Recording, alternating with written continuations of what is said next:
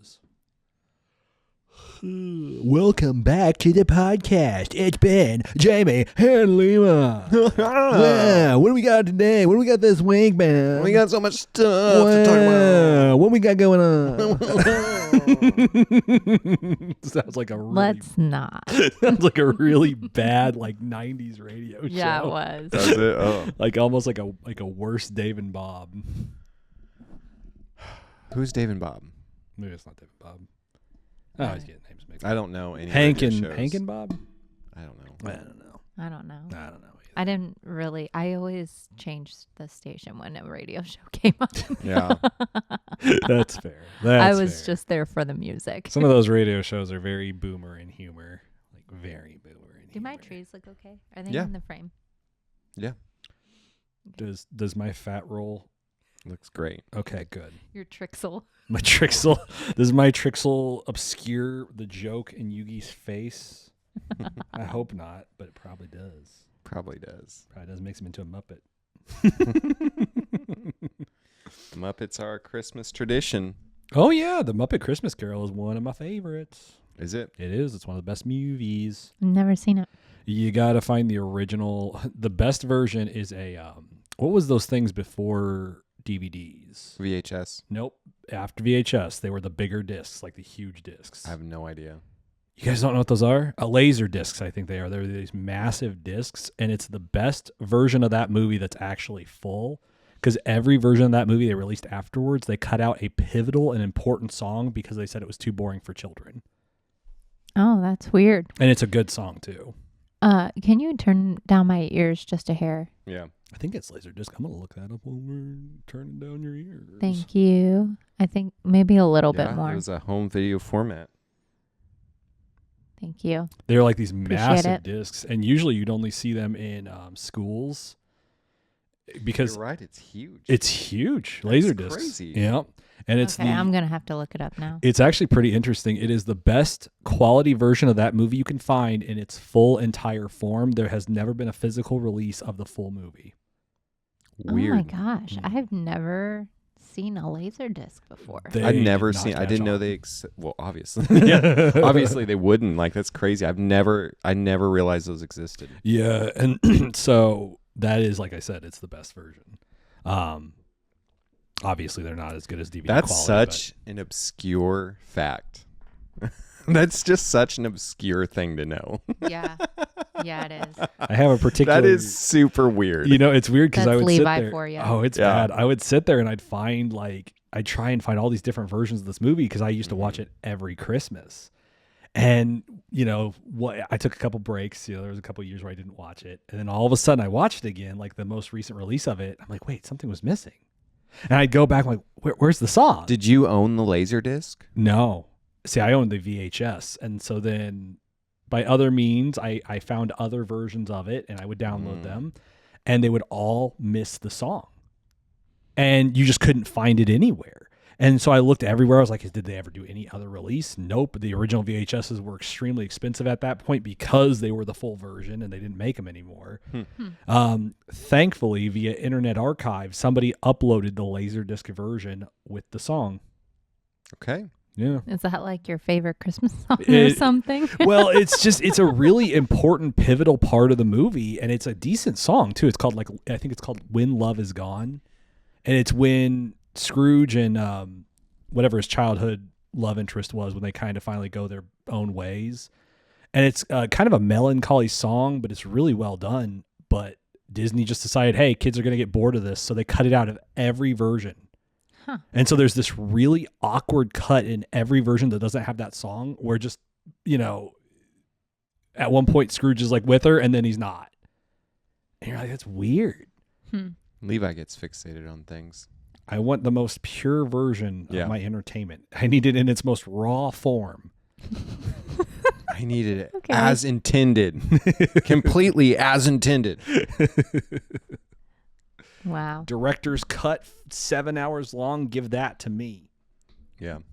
I mean, you never would watch like the Lord of the Rings like normal cuts, would you? No. No. Exactly. You'd feel Extended editions. it's only the extended. It's because you have to have that pure form of it. We never finished those this fall. I'm really sad about that. Did you not? Mm. Which movie did you? We stop on? rewatch them, the first one. I know. We try and rewatch them Didn't every... we finished the first one, didn't we? Yeah. But we try and rewatch them every year, all 3 of them. Mm.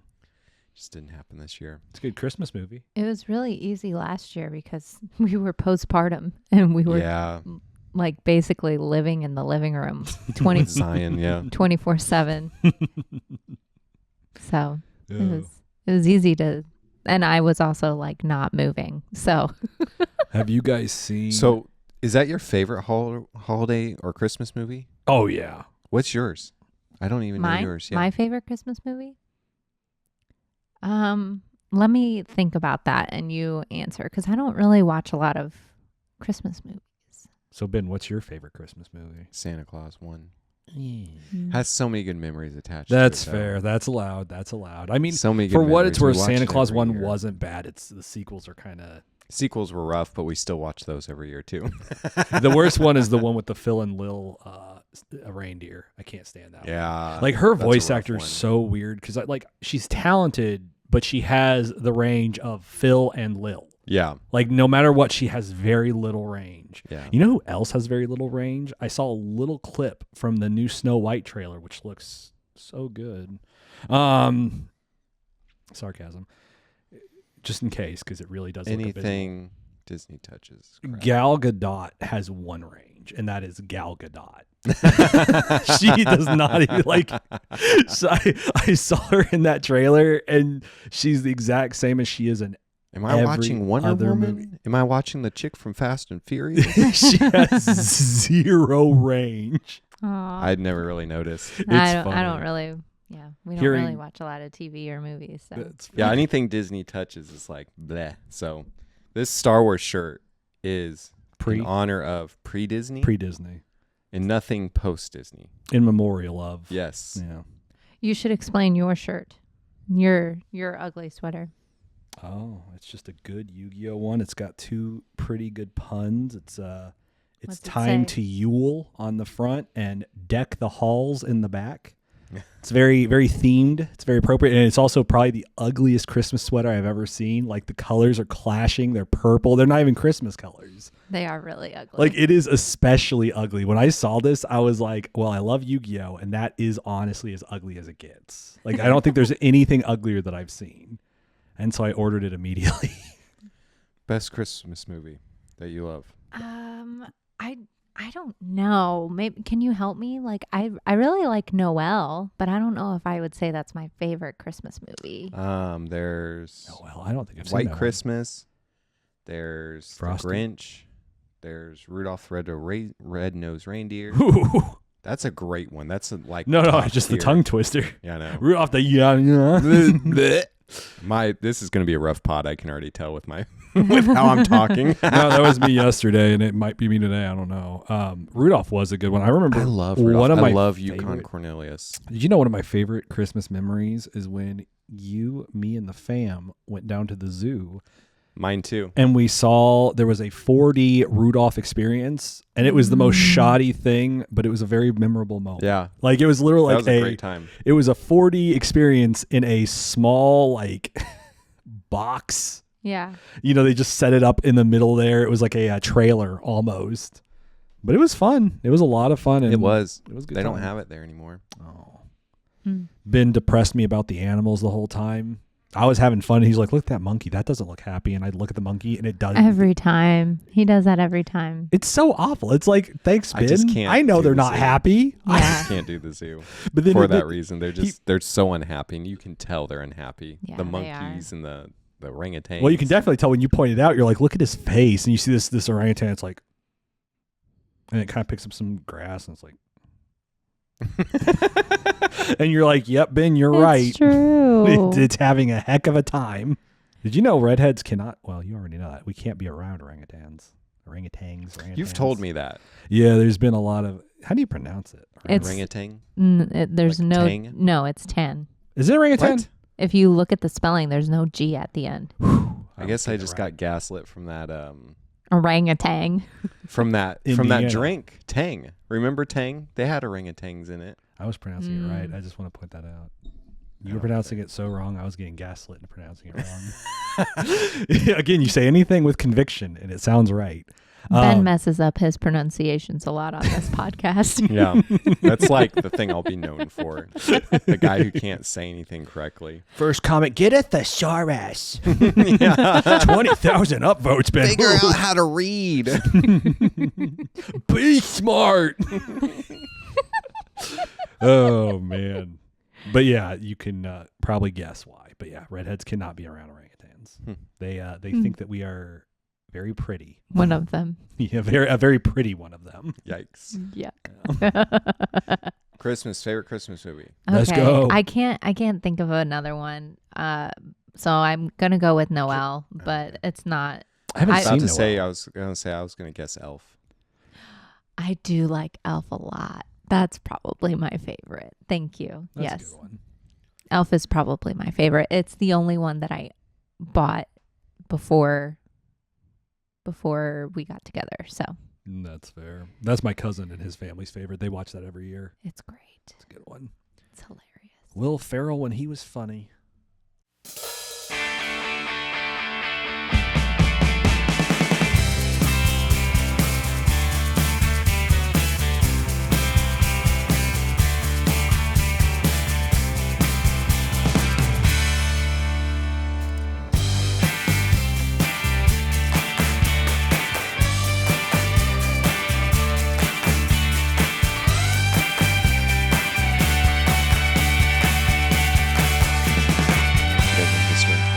Yes.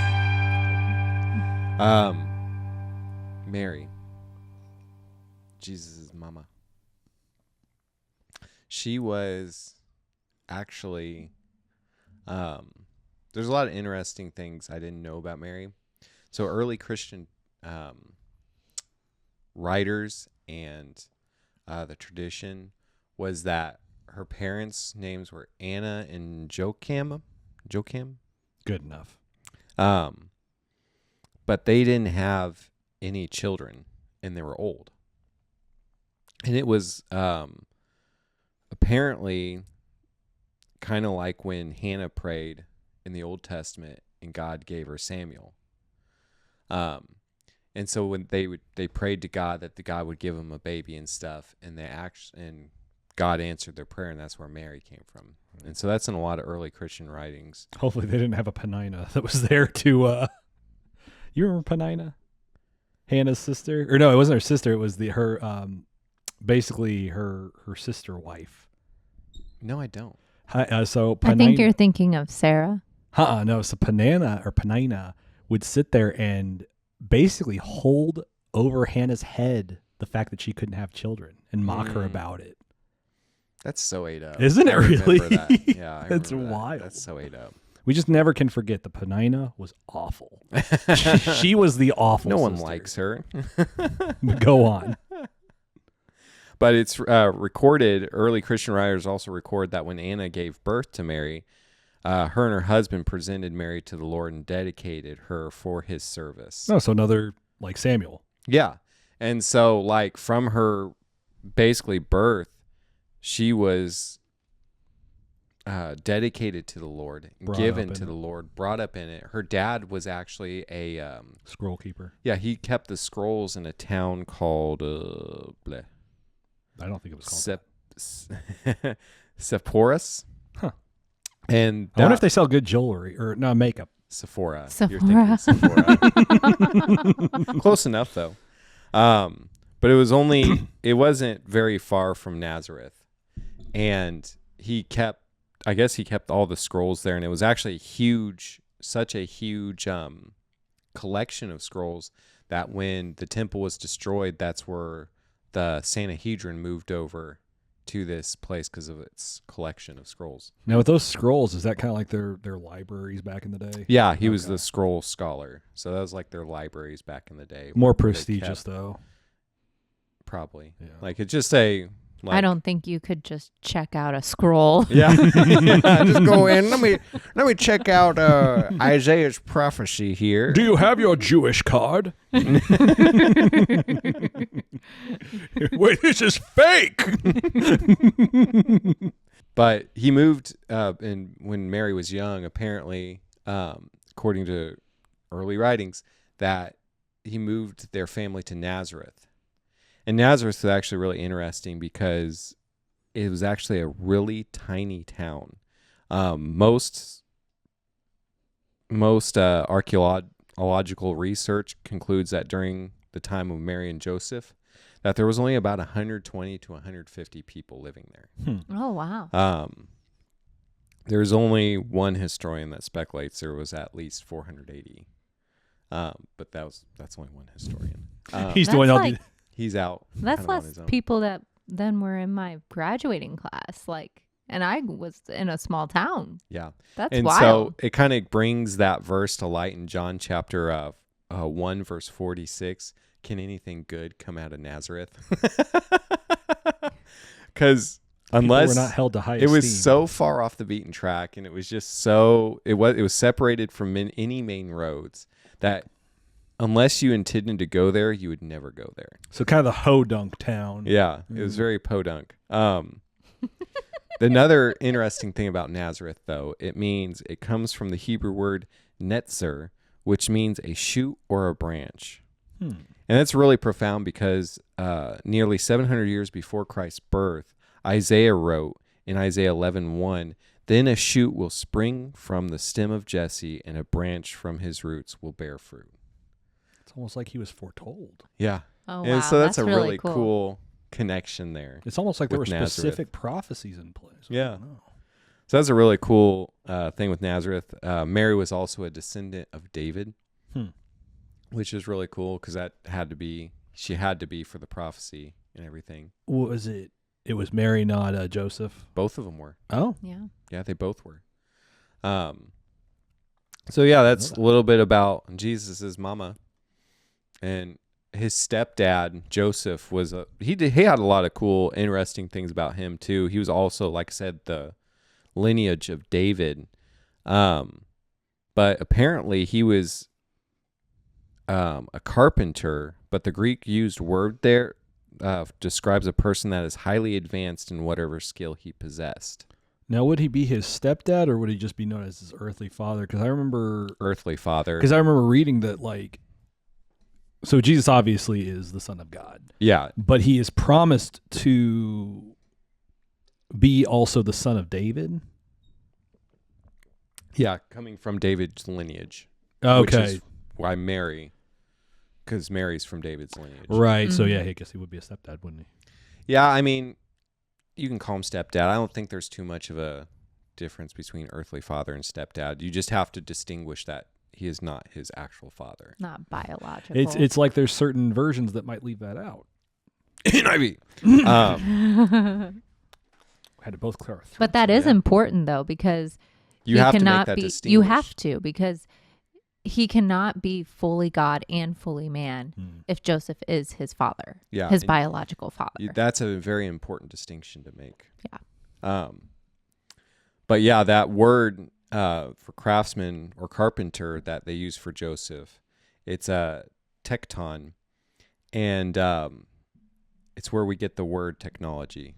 But it describes a person that's highly advanced in whatever the skill he possesses, and one who makes exquisite furniture, jewelry, mosaics, stonework.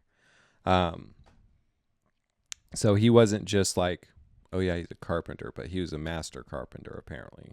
So whoever made our Christmas sweaters, they'd be considered tecton. Yeah, Yeah. absolutely. Masters I mean, of the craft. look at yours. It's a master of the craft right there. They knew how to really bring out the ugliest side of just colors and ideas. Absolutely. Interestingly enough, Joseph taught Jesus carpentry, and Jesus is also recorded as a tekton or a master carpenter, which is cool. Wasn't just like a hobby of his. I doodle. I dabble. What you whittling there?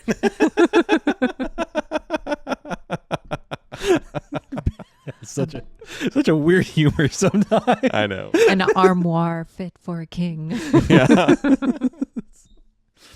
Oh my! Was there any prophecy that would allude to Jesus being a carpenter? That's a really great question. I don't know. I don't think so. I feel like there is one. Fact check it. Fact Okay. check that. I'll look. I wonder. My phone's low, so I won't be able to do a ton of fact checking. I'm wondering if ChatGPT would know, or if it's too lobotomized to be able to give like biblical answers. Well, you know, speaking of ChatGPT and Jesus, Oh boy!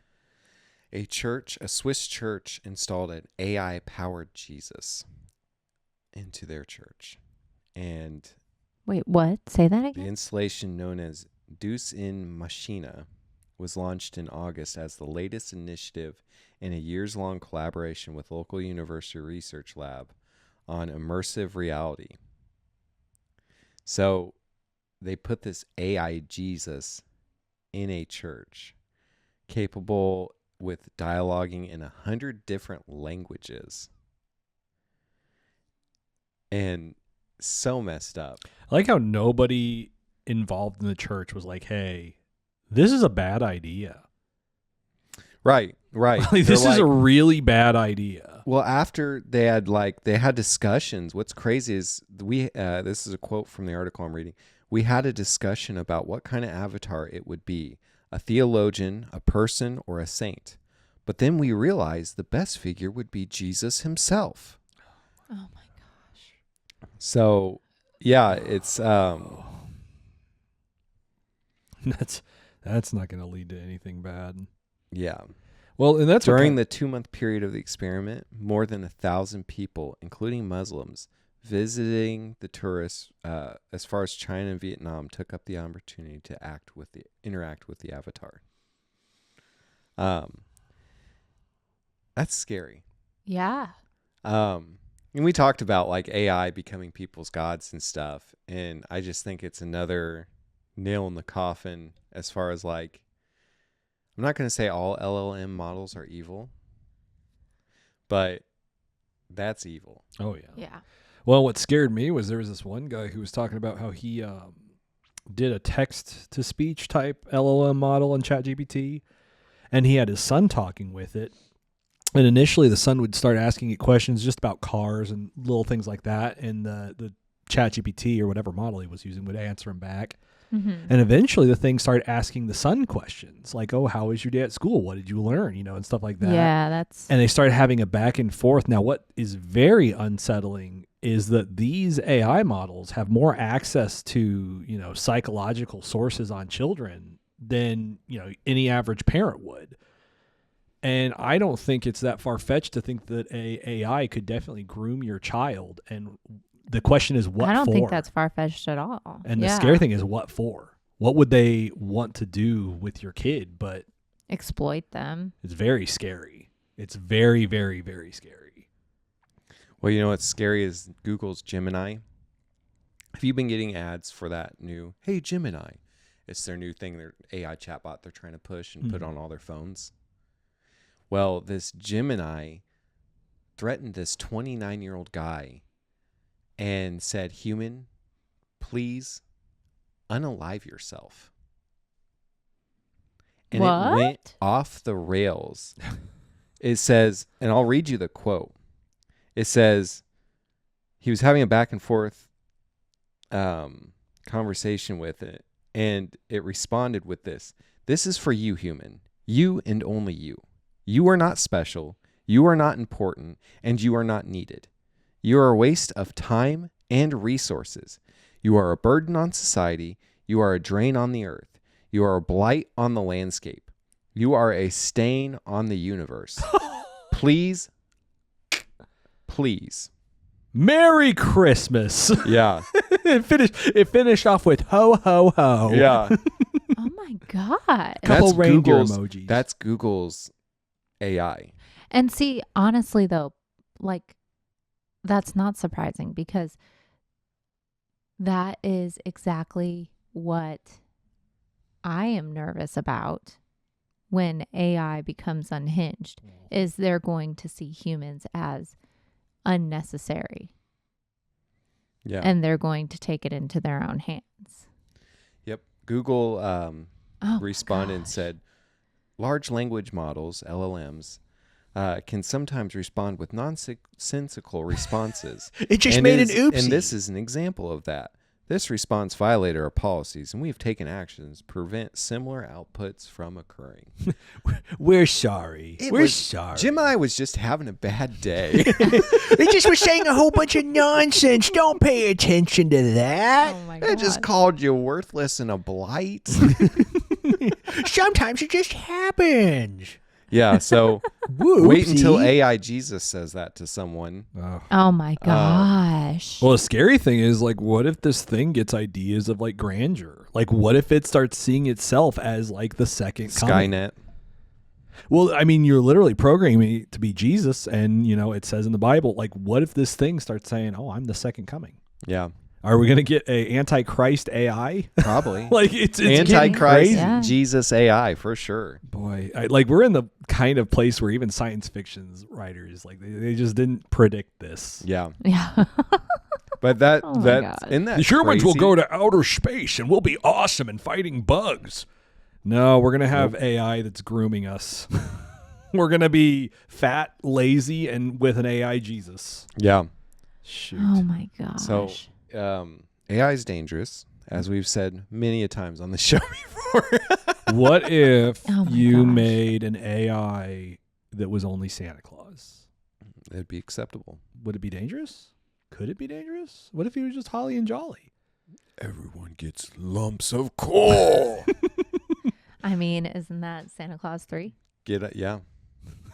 It is. Oh, wait, that's I See think what happened in Santa Claus 3.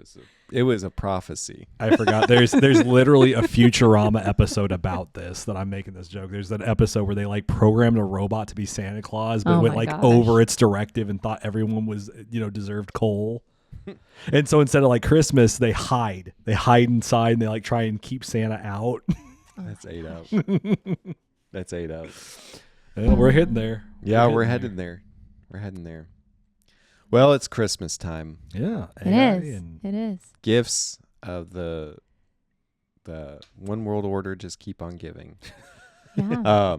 Alex Jones is like, they stole my line. That was mine.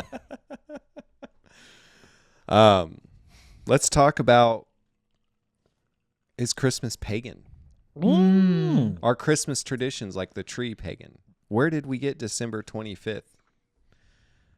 Let's dive into that. I'm Let's dive excited. in. Because I've grown up hearing that, not necessarily subscribing to it, but hearing it from different people in different places and things like that. I'm sure you guys have heard it too. Never.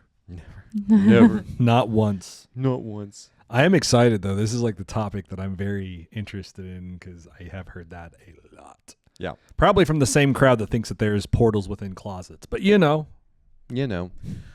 So the origins of, and it kind of you have to break it down because there's debates on the Christmas tree, there's debates on a Yule log, there's debates on all these different things, and I had to do a lot of like digging on each of these subjects and debates on the 25th, yanking it from Sol Invictus or Yule and things like that. So I had to do a ton of research and a ton of looking into this. Speaking of really quick, a ton of research.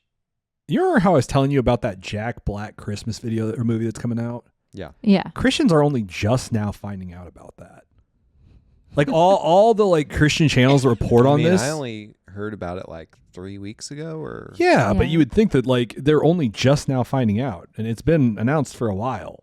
It's pretty blatant. I mean, Everyone's slow.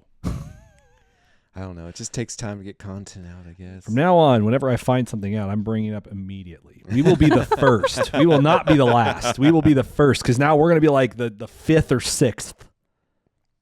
There you go. But yeah, there's a Jack Black movie coming out that is very demonic. Yeah. Oh, 100%. Super Yeah. demonic. So let's They're dive not in. even trying to hide it. No, they're not. He plays as Satan, and a kid accidentally writes a letter instead of to Santa to Satan, and he comes out. And I mean, who knows where the movie's going to go? Maybe like towards the second half, he's going to turn out to be evil. But at least the trailer makes him seem very fun and cool, and like he's the kid's best friend, and starts doing all the stuff for the kid. I have a feeling that the movie will pivot eventually to like, surely. yeah. But at the same time, what a never know. weird thing to push on children. Yeah. Well, it's just another deception. It's another thing to like, hey, the demonic's great, guys. Witchcraft, Satan, it's all fun and games. It's not a big deal. Don't worry, kids. You can meet Post Malone. Yeah. Just crazy stuff. So, the origins of December 25th and where we get Christmas, the day, The Dark Origins? the dark origins. Okay. Jesus obviously wasn't born on the 25th. That's pretty well established. What? No one thinks that. But we celebrate it on the 25th. I thought that. A lot of people are like, well, we celebrate on the 25th because there's the winter solstice, there's Sol Invictus, there's Yule, and all these other things. What's Sol Invictus? That sounds weird. It's a Roman holiday. It's a pagan Roman holiday. Okay. And so, but what we can probably establish in what is pretty well, like if you go back, look at history and look at the writings of like really early Roman Christians, things like that, and you can kind of get where the 25th came from. The early 3rd century historian Sextus Julian Africanus, wrote a volume titled Chronographia, an early Christian treatise that attempted to chronically cover world history from creation to his own day. And based on his calculations from reading Matthew's Gospel and Luke's Gospel, he concluded that Jesus was conceived on March 25th. Okay. But timing was a then little off. he counted 9 months ahead, and that landed him on the date December 25th. Mm-hmm. So he was like, okay, he was conceived then. So 9 months ahead of that, December 25th is when Jesus was born. And then he wasn't alone in that. A contemporary of his time, his name was Hippolytus of Rome, wrote a commentary on the wish I book had a of Roman Daniel. I know. He wrote a commentary on the book of Daniel in the early 3rd century, and he stated that Jesus was also born. He also stated Jesus was born on the 25th. Okay.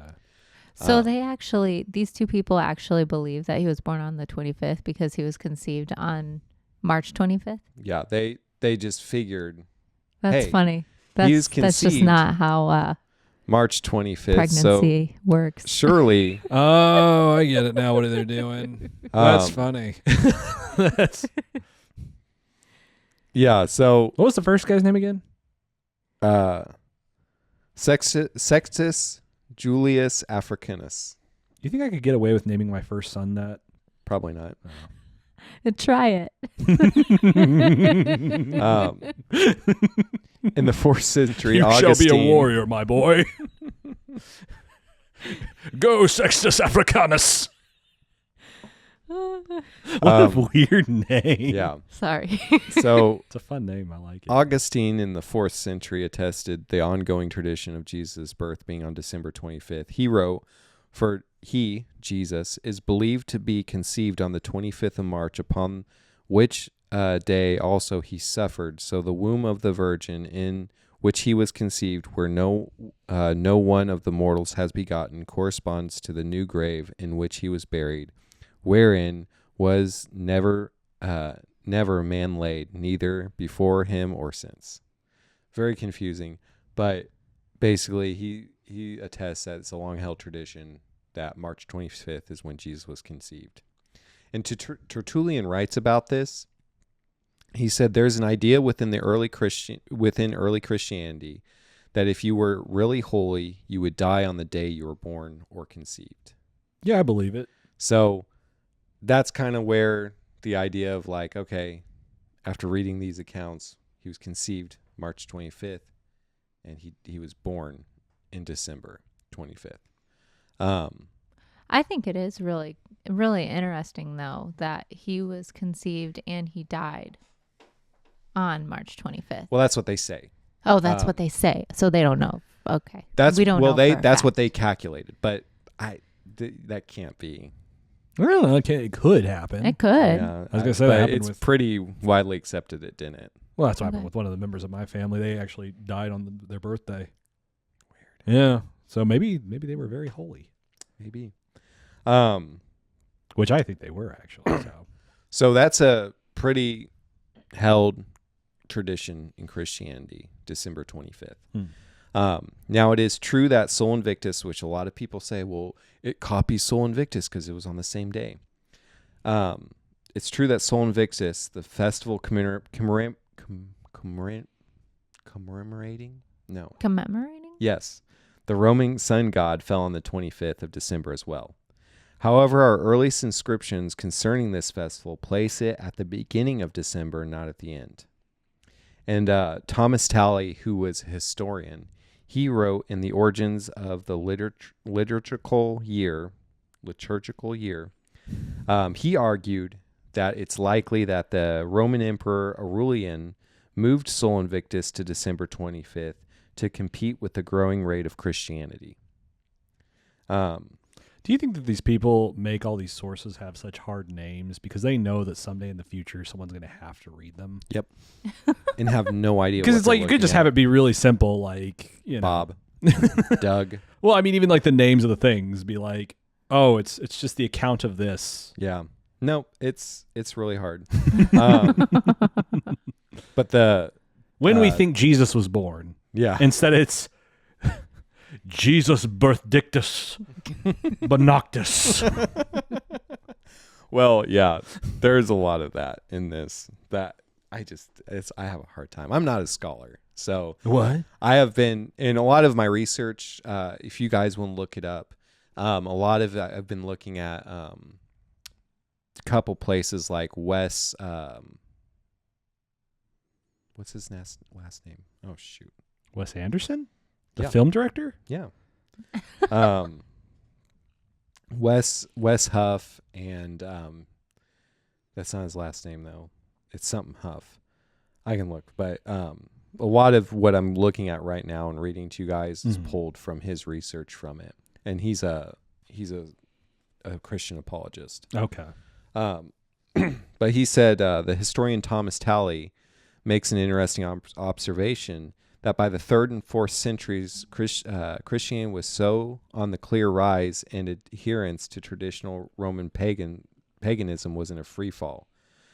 The trajectory of this shift in religious practice actually started a century earlier with the Roman magistrate Pliny the Younger. He noted that potentially hyperbolically, that Roman temples were being left empty due to the Roman citizens becoming converts to Christianity. Julian, who was a Roman emperor for 3 years in the 4th century, writes about his frustration with the lack of Roman religious devotion to the idols and specifically blames Christians for the pagan crisis of faith. So they were basically trying to subvert. It's ironic because they were trying to subvert that tradition rather than Christianity trying to subvert theirs. So with all this data, it does beg the question, is it more likely that within the 3rd or 4th centuries, the growing number of Christians copied the pagans whose adherents were on a sharp decline in some last-ditch effort to convert holdouts? Or on the other hand, did the desperate pagans copy the Christians whose faith and practice was growing in popularity? So, yeah, probably I would say the latter would make more sense. I just know if I had a title, I wouldn't want it to be the Younger. Yeah. That seems like a really lame title. Doesn't give you much authority. Been the Little. It's like if I would have a title, I want it to be kind of cool, and younger doesn't quite. Yeah. Yeah. The eldest. And then there's others that people say, well, it copied Saturnilla, but Saturnilla was celebrated 14 days before January. It wasn't celebrated on the 25th, but December 17th. The Brumalia and Bacchus feast were likewise celebrated earlier in the season in late November. And they didn't really fall on the 25th. And what's interesting about all these different claims is there's no backed up evidence of any of it. Okay. It's just when you go back through the history and back through the text, you can't find it. Especially on like Christmas tree and stuff. If someone tells you like, oh, the Christmas tree came from different Roman festivals like Saturnilla, they're absolutely lying. There is literally zero text about it. Do you know if it has anything to do with the German traditions at all? Yule and stuff? No, it doesn't. And Okay. we'll go into that too. In reality, Christians had been recognizing and celebrating the incarnation of Jesus' birth for decades before we start to see a firm designation for other pagan celebrations on the 25th. In AD 386, John Chrysostom says that Christmas was being celebrated on December 25th and describes it as a long-time tradition. So 386 years after death, this guy is saying is a long-time tradition for it being celebrated on the 25th. Okay. There's also some kind of calendar, a document produced in AD 354 for a wealthy Roman Christian named Valentinus, has Christmas listed as a holiday on December 25th. So there's a lot of supporting evidence, records that says Christmas was there before any of the other pagan holidays started to surround it. So more than likely, other people were basically trying to subvert it. Yeah. Yeah. Pretty much. It was kind of like one of those things as far as the date and stuff. And then Yule, which is oftentimes said, well, this was a Viking Germanic tradition that Christmas directly rips off. That's actually not true. There's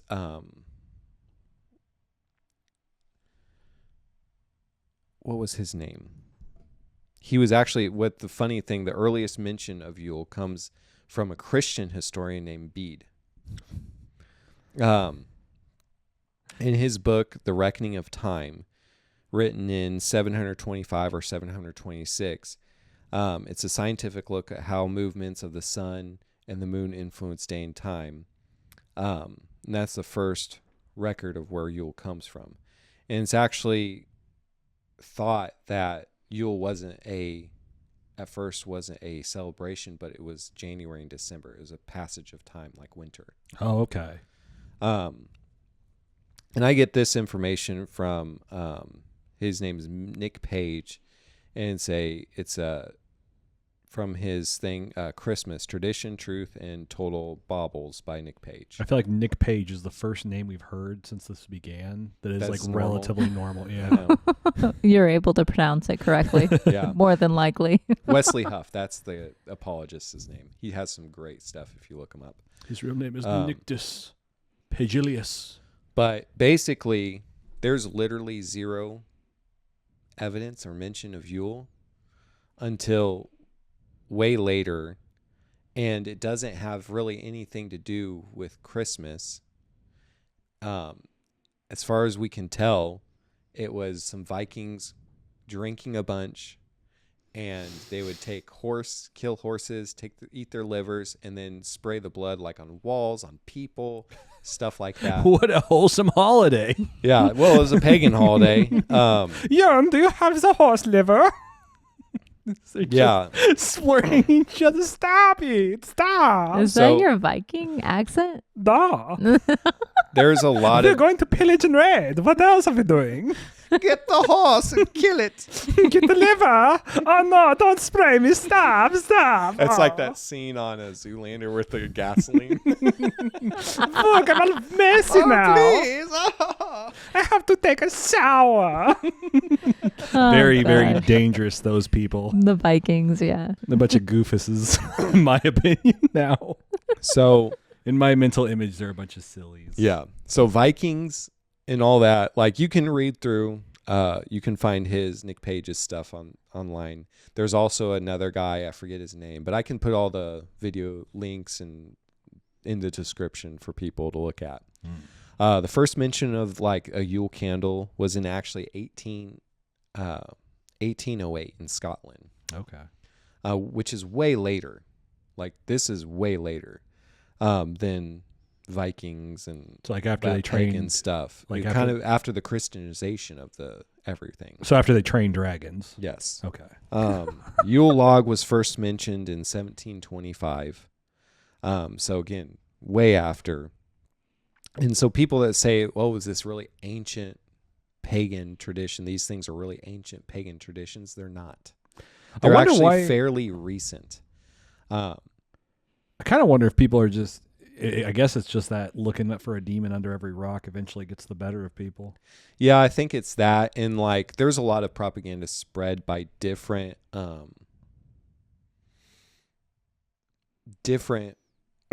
people and different like movements and stuff that just weren't based off anything. Like a lot of our modern time, what we believe, oh, it's this and that, comes from people who wrote something but didn't have any evidence of it, but people took it and grabbed hold of it, and now it's carried on through. Do you kind of wonder if this may, and this is going to get some tinfoil hat going on here, but do you kind of wonder if this may have been like a concentrated effort to sow disinformation to maybe get people to stop celebrating Christmas?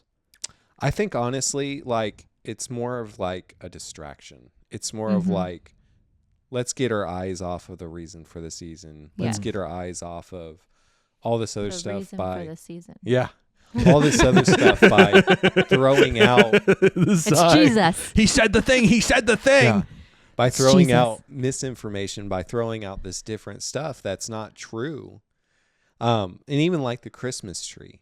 And we can go into that. I watched this video he did an excellent breakdown of it. His channel's named Religion for Breakfast. I like that. And the video was titled The Very Recent Origins of the Christmas Tree. I would encourage everyone to go watch it. It's super fascinating. I'll give you the breakdown and cliff notes of it basically. But apparently the Christmas tree, like writings about it, where it first crops up is actually pretty recent, and it appears somewhat suddenly in the medieval period, in the late medieval period. So it doesn't go back all the way back to, all these different things. Late medieval period. I wonder why they did it. Oh, well, I guess And so Dr. Laszlo Lucas, he published in 2014, an article in which he argues the Christmas tree origins are from Alsace in eastern France and Baden in western Germany and the Upper Rhine region. And it came from, he thinks it started with this medieval forestry law in the 1300s. And basically it was like, hey, you guys, you can't steal wood from the forest. And we're setting up guards 9 days before Christmas and 9 days after, so you don't steal trees or steal from the forest. So it doesn't really indicate really anything. It doesn't like prove, oh, this is when Christmas trees started, but it does show that people were doing something with the wood, whether it was burning it. But since Christmas was mentioned, it had they started some kind of tradition in that region. I wonder what a medieval conservationist job would be like. Standing out in the cold, waiting for people to steal Christmas trees and stopping them. Oi, over there! Stop taking that conifer! Guards, guard! He's got the conifer! He's digging up the pussy willows! Look at him, he's running now! He's dragging it behind him! Go get him! Crossbows now, sir! Man, what a weird... That would be a weird job. It would be. You're just It would watching be. these You're little- with a sword and trying to chase these people or trying to see them or find them. What a dry job that would be too. Everyone's just kind of just stand there, just. Also, like, what if you were the guy stealing it? You'd be sneaking through. How do you sneakily cut down a tree? Yeah, I don't know exactly. You don't have your torch on, probably. I brought me little thief beaver. No one knows. I keep him in my pocket.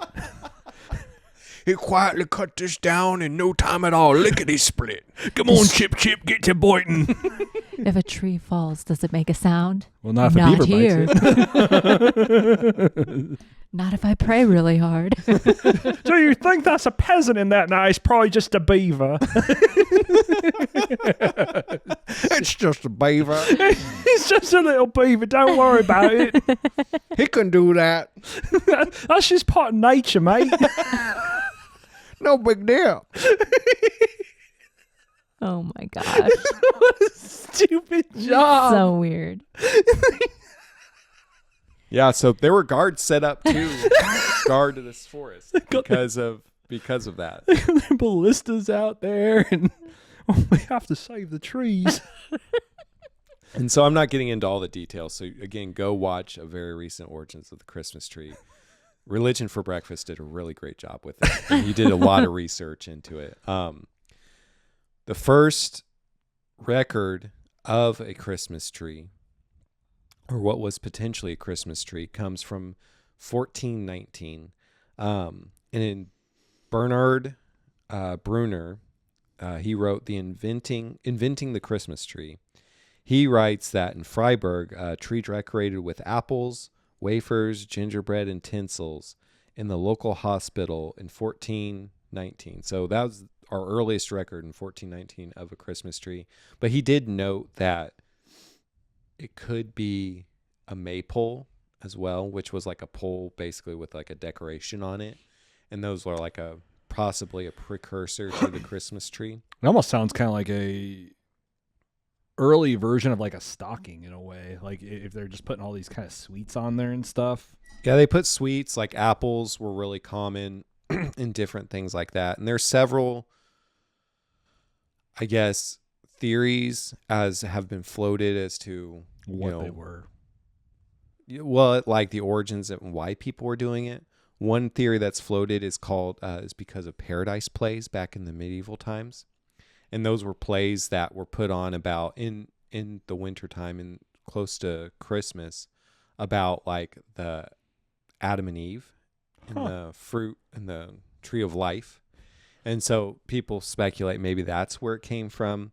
But we do know our earliest is in 1419. And in that time frame, that's when it really started to explode. And That's weird. So Christmas they did trees Adam and gained Eve? traction. They did Adam and Eve plays instead of like, I guess that eventually just became. Yeah, they did plays, I guess, of Adam and Eve in different Bible stories because, people back then, most of them couldn't read. I wonder if the tradition of like those little nativity plays, I wonder if you could trace those all the way back to that. Maybe. Like Say that again. Like, how there's like the little nativity plays that little. Like they do them at church and Oh, stuff. yeah. Yeah, I wonder if those would be traced back to that. Maybe. Because it But sounds. they were called paradise plays. I was going to do more research into them after I watched that because I was like, oh, that's really interesting. That is really He thought interesting. about putting on a paradise play for the show, actually. Did not. Well, considering what Adam and Eve wore, I don't know. I'd probably walk through the door and be like, "Oh no, I'm out of here."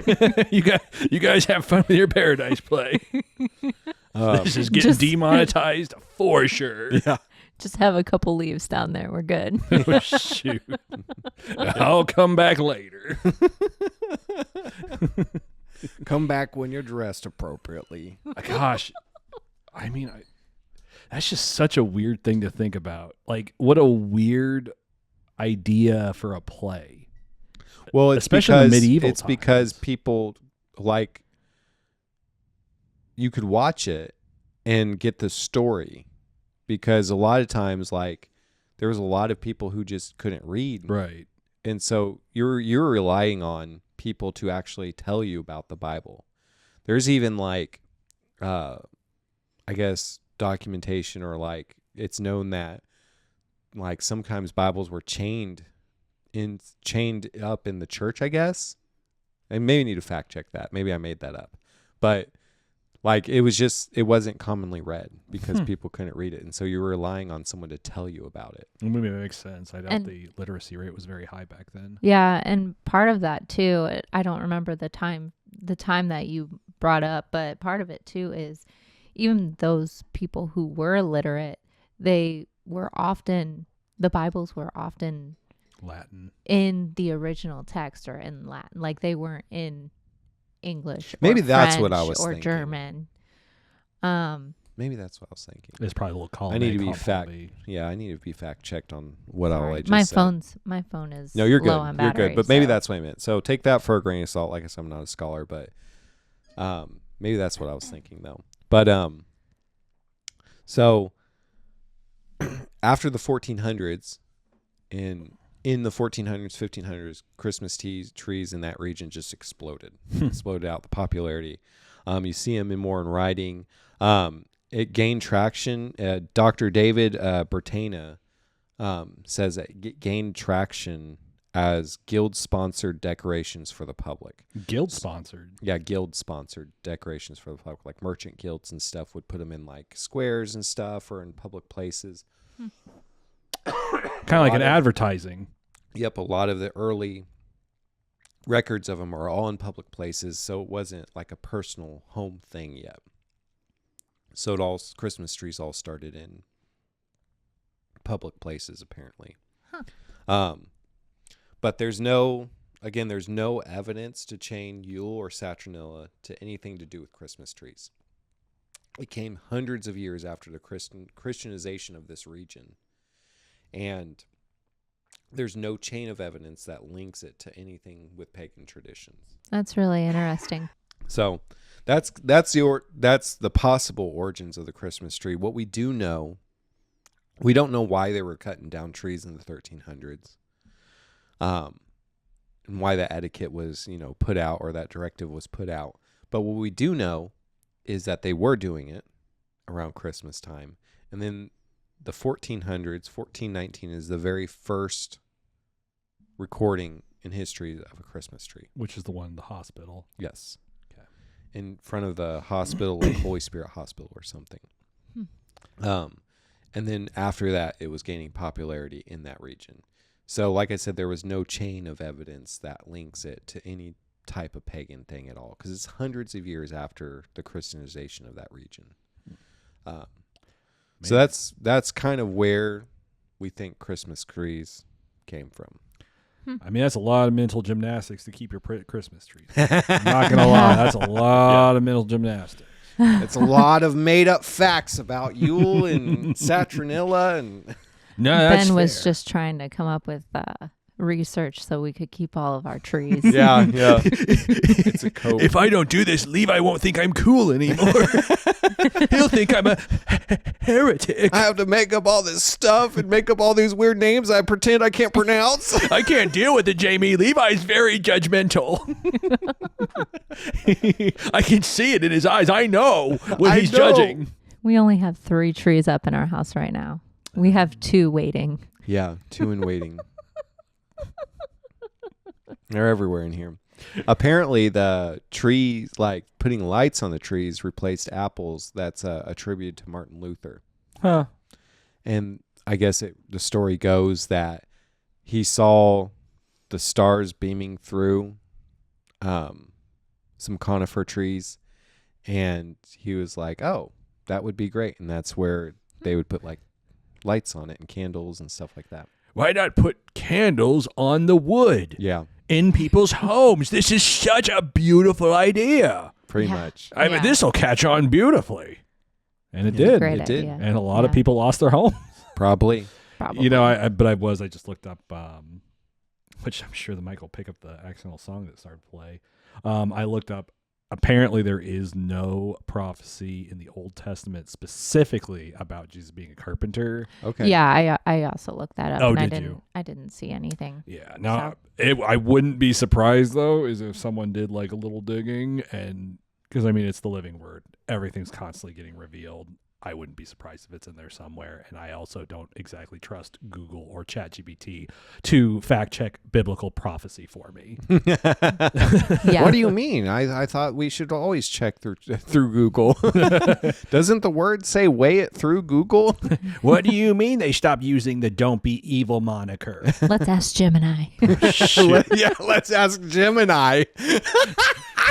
Gemini is making an argument for the snake. Let's ask AI Jesus. Yeah. Oh, shoot. Yeah. Surely he knows. Surely he knows. Answer all my problems, AI Jesus. Well, for whatever reason, this AI is not a fan of God. Seems to really dislike the guy. That's really weird. I don't know what it is. Some weird Latin. It's doing pentagrams. I don't know what's going on. Oh my gosh. Oh my gosh. Ooh, I saw a little spill, Ben. I saw a little spill.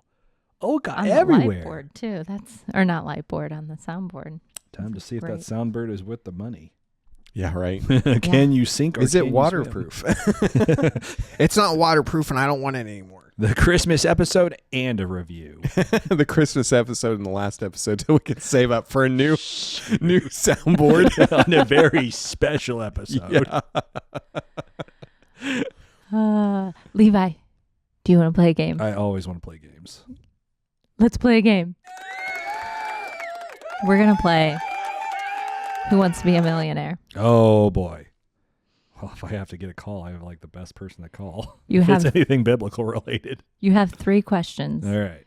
And you may call someone. You have a lifeline to call someone. Gee, I wonder who that'll be.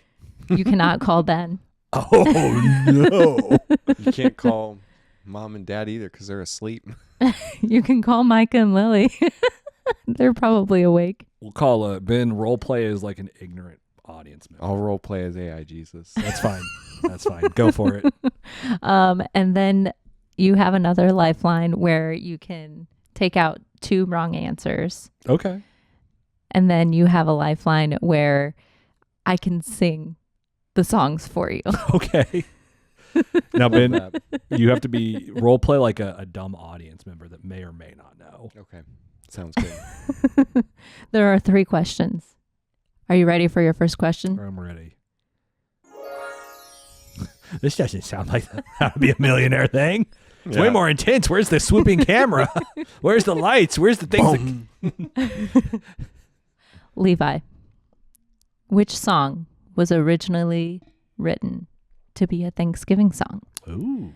Was it A, Blue Christmas, B, Feliz Navidad, I really want to say A. I really want to say A. C, Jingle Bells, or D, Oh Come All Ye Faithful? The silly part of me really wants to say A. Like really bad. So remember, there are 3 questions and you have 3 lifelines. It's between Jingle Bells and O Come All Ye Faithful. It's got to be between those 2. Oh, shoot. Running out of time, Levi. Better pick one. Jingle Bells. You're right. There it is. Okay. Very good. It was originally written to be a Thanksgiving song. I was like, there is sometimes snow during that season, so maybe that was what it was lingering on. But the silly part of me really wanted Blue Christmas. I wanted to say it so bad. That's fair. Question number 2. How much do I have right now? You have, let's see, what's a quarter or a third of $1 million? Probably your trailer outside. So I'll just take that. Go on. What's next? If you get this question right, you get our house. The stakes are high and I feel them. Let's go. This is a good game. I'm really happy about it. Man, Wish you would have made that harder. Glad I signed that contract earlier. This is wonderful. You never know what blessings you're going to walk away with from the Mosier house. I'll tell you what. Maybe a house. I guess this really is a happy Christmas. Question number 2. Which Christmas song holds the Guinness World Record for the best-selling single of all time? Okay, go for it. Was it A, I'll Be Home for Christmas, B, Santa Claus is Coming to Town, C, All I Want for Christmas Is You, or D, White Christmas? Oh, it's A or D. That's a hard one. Get rid of 2 wrong answers. Okay. You and I are both very musical people, Jamie. I can. Okay. So I am going to get rid of Santa Claus is Coming to Town and All I Want for Christmas Is You. Wow. Okay. So it's either White Christmas or I'll Be Home for Christmas. But if I do sing, feel free to jump along in. I'm going to go with my gut feeling and go with A. False. No! You lost the trailer. Oh, my trailer, my home, my Common Rider collection was going to go right there. Oh, shoot. Gut answer was wrong. Yeah. It was. So if we were playing Who Wants to Be a Millionaire, you wouldn't even get to answer the third question. You'd just lose everything. But I will be gracious and let you answer the third question because it's my favorite question. And if you get this right, you can have the rest of the gooey cake. Ooh. You can, even if you get it wrong, you can have the rest of the gooey cake. I would probably end up a The quadruple stakes XL. couldn't be lower. I would be a Quixel after that. Okay. So your third question, your final question is, which song was originally written to say Tinkle Bells? I'm going to guess Jingle Bells. Tinkle Bells. So your answer or your options are Jingle Bells, Jingle Bells. I Jingle remember Bell this one. Rock, Silver Bells, Oh, no. or or Carol of the Bells. Oh, no. It's either Jingle or Silver. I remember this because I thought it was funny, but I don't know which one because now these two are mixing together. Everything's blended together. It really is. That's terrible. That was a mean one. I call a friend Ben or a Dave, the audience member. Hello, this is Dave. Dave, I'm in a real bind here. Oh man, what's going on, Levi? I need to know. There's a song that initially had Tinkle Bells in it, and it's either Jingle Bells or Silver Bells, but it wasn't those. It had Tinkle Bells instead, but he changed it last second. Dave, do I know you? Sure. Okay. We go way back. Where did I meet you, Dave? Hobby Lobby. I'm hanging up. I don't trust Dave.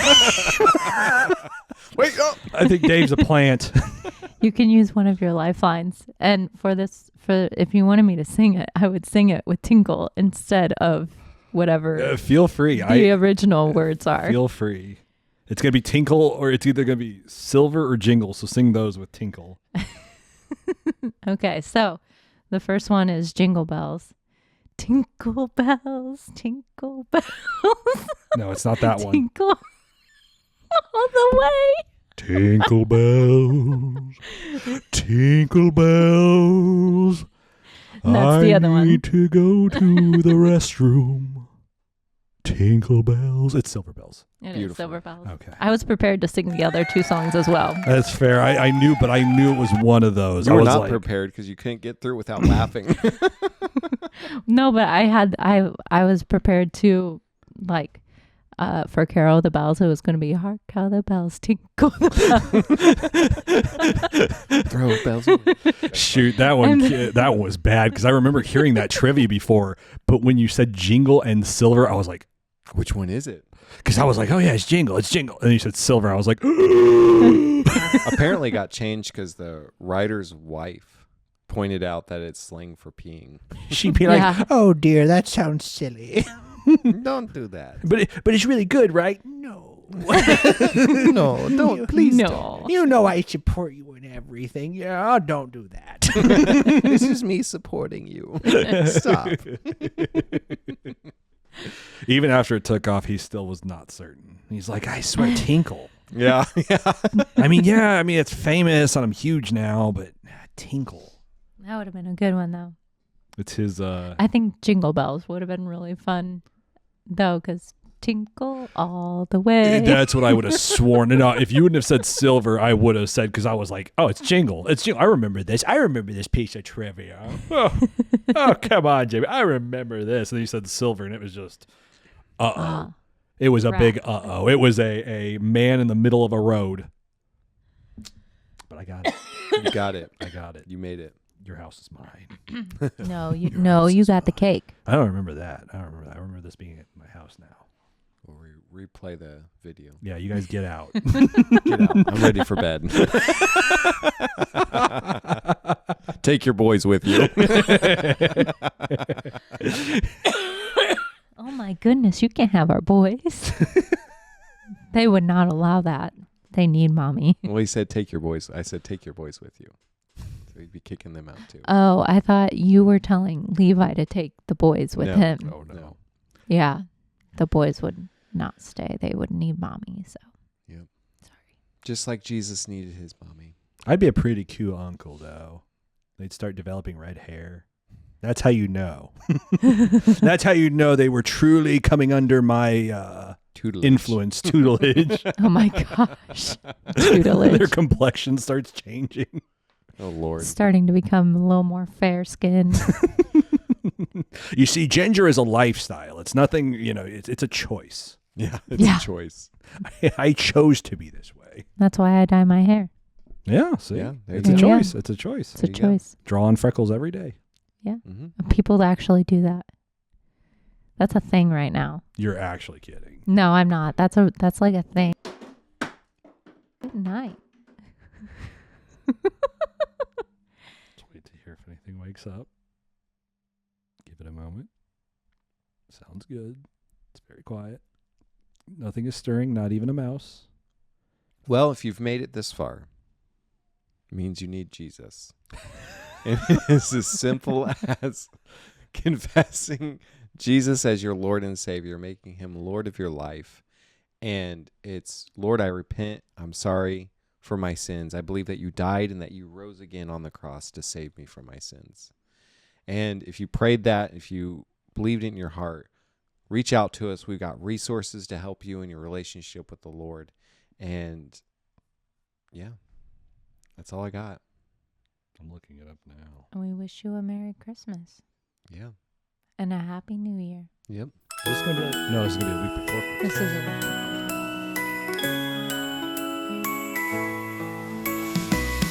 It's that time of year, the lights are shining bright. Ben, Jamie, and Levi ready to ignite. On the Christmas podcast, they're talking through the night. The Virgin Mary, AI Jesus, is it evil or a savior? Ben's got the questions, Levi's got the jokes. Jamie's on the trivia, man, she's no joke. They're diving deep into the Christmas lore with a side of tech talk we've never heard before. Oh, it's a Christmas podcast, come and take a listen. From Mary to AI, it's the season we're missing. Google Gemini's rising with ill intent in mind. Trivia, tech talk, and stories intertwined.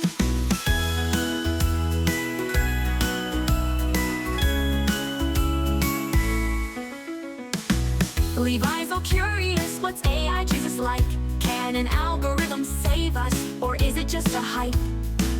Ben's on the history, Mary was so pure. Her story's been told, but there's more to be told. Jamie's flipping through the trivia, ready to quiz which Christmas song is #1. Tell us, what is this? They're laughing and learning as the podcast flows through ancient tales and new tech that grows. Oh, it's a Christmas podcast, come and take a listen. From Mary to AI, it's the season we're missing. Google Gemini's rising with ill intent in mind. Trivia, tech talk, and stories intertwined. AI Jesus in the cloud, can he help us find the way? Or is he just another way to be deceived? Jamie's got the trivia, Ben's debating lore. Levi's in the middle, trying to keep score.